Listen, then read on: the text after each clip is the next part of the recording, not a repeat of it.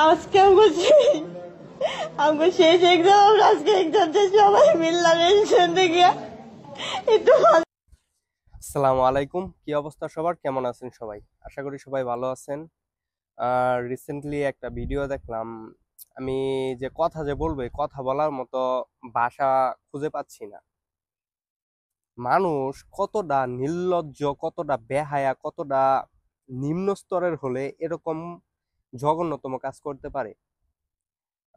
আচ্ছা, প্রথমে আপনার ভিডিওটা দেখেন, তারপর আমি কিছু কথা বলবো। আচ্ছা, আজকে প্রথমে আপনার ভিডিওটা দেখেন, তারপর আমি কিছু আমাকে কথা শেষ বলবো। এক্সাম, আজকে এক্সামটা সবাই মিললাম রেজিস্ট্রেশন থেকে একটু মজা মজা করতে লেট হয়ে গেছে। পরে সজীবে ও আমার ফ্রেন্ড ওকে কি রাতে যদি একলা যাবি কিভাবে তোকে বাসা আমাকে বাসা একসাথেই যাওয়া যায়, তোর আমি নামায় দিব মনে। পরে আমরা গাড়ি পাই না, গাড়িটা আসতেছি। পরে একটা লোক বলে তোমরা এখানে দাঁড়াও, পরে ও দাঁড়াইছে, তোমরা কই যাইতেছো? পরে আমরা সব কিছু ভাইঙ্গে কইছি। পরে ও আর কথাটা শুনে দিতে টাপ দেওয়া রাস্তায় সবকিছু খুলে বলছি। আমার টাইম দেয়া, আমার টাইম দিয়ে একটা জঙ্গলের ভিতরে লেগে গেছে।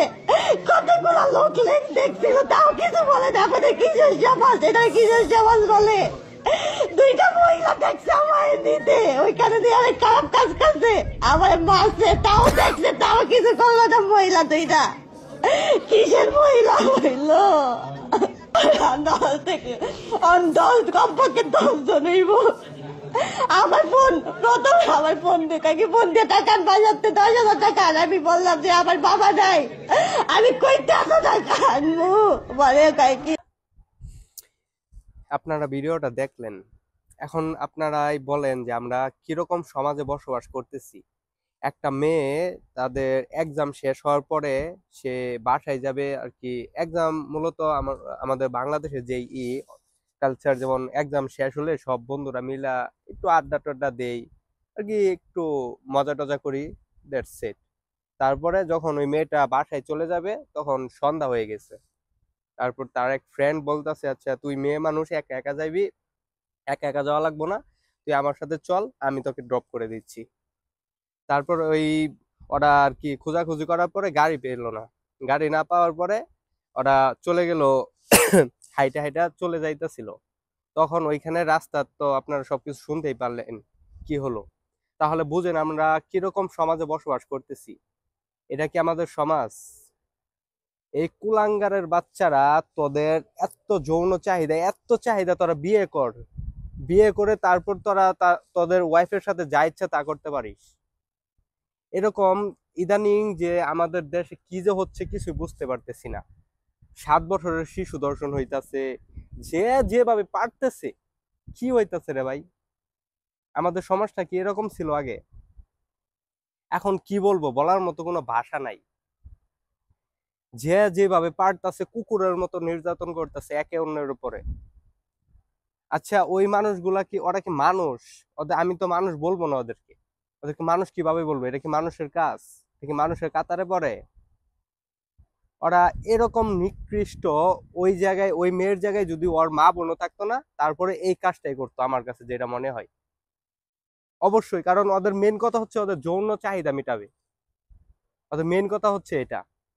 নাইলে সে সে তারা তো এই কথাটা ভাবতে পারতো যে এই জায়গায় তো আমার বোন কিংবা আমার মাও থাকতে পারে। ওরাও তো একটা মেয়ে, এও তো একটা মেয়ে। জবরদস্তি করে এই মেয়েটার সাথে এরকম কাজ করলো।